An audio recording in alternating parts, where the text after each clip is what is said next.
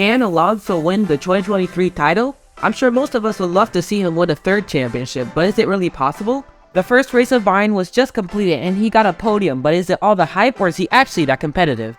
How did Aston Martin even get here to begin with? Aston Martin used to be a team called Force India, which was around for 10 seasons from 2008 to 2018.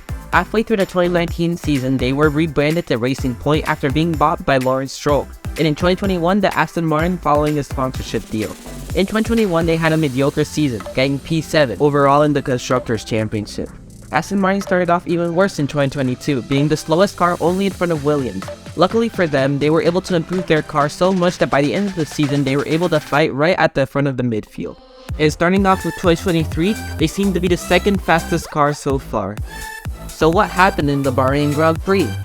Alonso had qualified at P5 ahead of his teammate and the Mercedes of Lewis Hamilton and George Russell.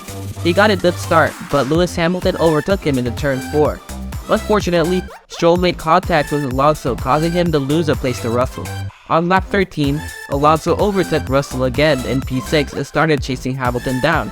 By lap 37, an overcut by Alonso hit right on Hamilton's tail. Alonso attempted an overtake on the Silver Arrow in the turn 4, but had a snap of oversteer causing him to lose the position. That didn't matter much because a lap later he did a bold overtake in the turn 10, and now he was going to catch up to Sainz in P4.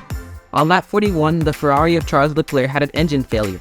This meant Sainz replaced his P3, until shortly after when Alonso overtook him in the back straight. After this, he ran comfortably to the finish line and took his 99th career podium. Alonso was very happy and promised there was more to come. Does this mean we should be cautiously optimistic or actually believe them to be title contenders? There are reasons to believe either side. Firstly, Alonso and his Aston Martin look to be faster and more comfortable than Mercedes and Ferrari.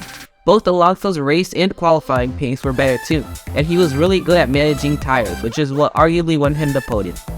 Another thing to keep in mind is that according to the Spanish driver, their car is a good foundation and the team will be able to develop it even more, making it harder for rivals to outdevelop them.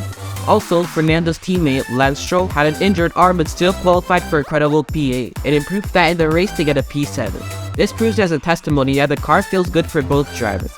This gives a lot of hope to fans of Alonso, and some can even say it's part of El Plan. But there are some things to keep in mind before getting too ahead of ourselves. I mean, for starters, this was just the first race of the season, and there's a chance Fernando's car may not be as competitive in the weekends to come. Also, while unlikely, Mercedes are at a breaking point with their car model, and in the instance they change it, they could become faster than Aston Martin, but again, extremely unlikely as just changing a car model won't just make them fast immediately.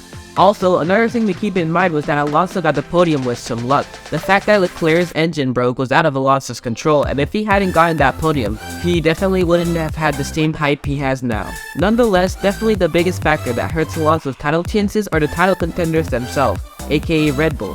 They drove an exceptional race where Verstappen finished an insane 38 seconds ahead of nearest rival Alonso. That's also not mentioning the issues they had with Verstappen having gearbox stability issues and balance problems for both Red Bulls.